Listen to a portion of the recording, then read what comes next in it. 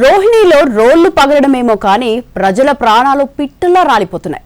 48 డిగ్రీల ఉష్ణోగ్రతలు నమోదవుతుంటే ఎండల దాడికి వడదెబ్బతో తెలుగు రాష్ట్రాల్లో ఒక్కరోజే 60 మంది చనిపోయారు. మరికొన్నాళ్ళు ఎండల తీవ్రత ఎక్కువగా ఉంటుందని అప్రమత్తంగా ఉండాలని అధికారులు హెచ్చరిస్తున్నారు. ఇప్పుడు నో కాస్ట్ కాఫ్ సిరప్ తో 60 రూపాయల విలువ గల ఇన్హేలర్ పూర్తిగా ఉచితం. దెబ్బకి దగ్గు జలుబు మాయం. చచ్చిపోమంటావా?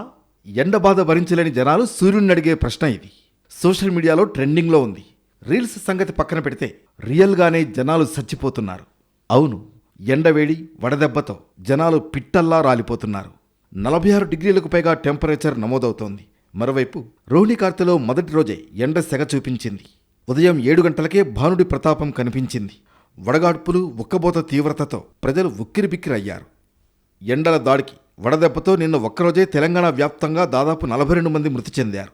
అటు ఏపీలో 18 మంది కన్నుమూశారు.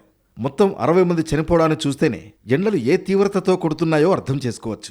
ఓవరాల్గా 4 రోజుల్లో 168 మంది చనిపోయినట్లు తెలుస్తోంది. సూర్యుడు తన ప్రతాపాన్ని చూపిస్తూ ఉండడంతో తెలుగు రాష్ట్రాలు నిప్పుల కొలిమిలా మారిపోయాయి. ఈ పరిస్థితులు మరికొన్ని రోజుల పాటు కొనసాగే అవకాశం ఉందని వాతావరణ నిపుణులు హెచ్చరిస్తున్నారు. ఇవాళ కూడా తీవ్రమైన వడగాలులు వీచే అవకాశం ఉందని అంచనా వేస్తున్నారు.